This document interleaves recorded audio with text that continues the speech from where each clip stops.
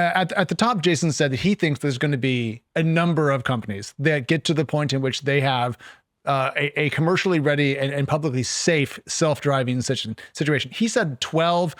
I was thinking more like 4, maybe you guys, Waymo, maybe Tesla. How many people do you think are going to get this right at scale, maybe in the next 5 years?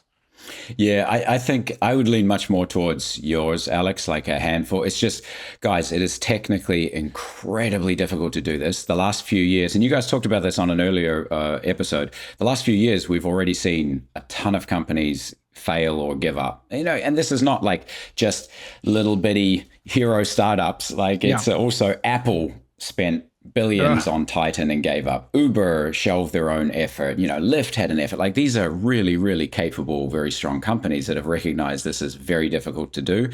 So I don't think we're going to be seeing a ton. It's also very capital intensive. Even if you try to optimize for capital efficiency like we have, we've raised $2.3 billion to build hard tech. Like it's not easy to either build the tech, nor fund the tech, nor get the partnerships, nor make it through the regulatory and consumer acceptance hurdles that you're going to have to do. So I don't think we're going to see more than a handful. I do think it's going to be a few, though, because this is just way too big an opportunity, both in terms of TAM and in terms of societal impact, for it to be just 1 or 2 companies. So if we were to envision this world where 5 or 6 people get there, we also have the OEMs and NVIDIA playing a big role. But open source, there have been some open source projects. I think there's been some open data projects. Obviously, there's open maps and stuff like that.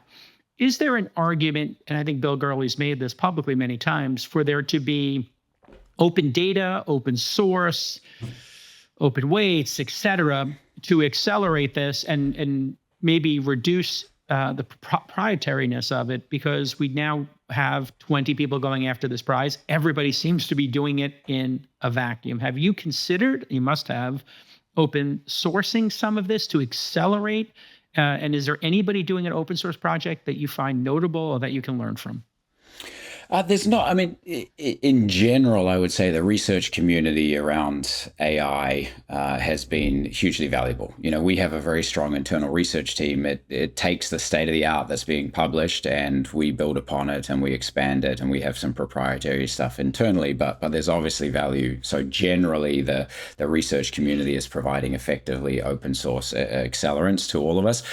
I do think for self-driving, because it is so safety critical, guys, like the bar and the importance of getting it right makes it fairly challenging. Like we spend a lot of time and effort on getting really clean data, making sure that it is in really, really good quality, that we are collecting a ton of real world data. So I think everyone in Waymo is for sure the same. The key players have their own data that they've invested a ton in. And so there are sources that wouldn't be available in an open source capacity.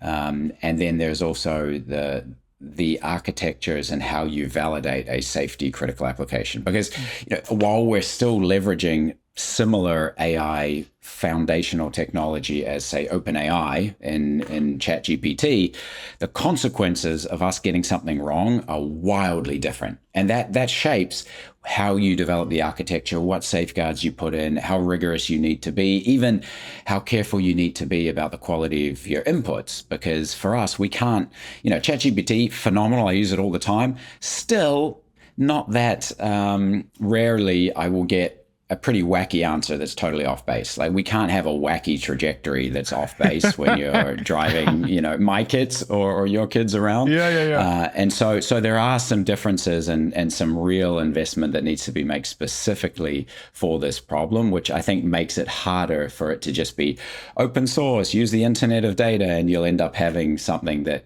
is going to pass muster with an OEM or a mobility service from their safety requirements.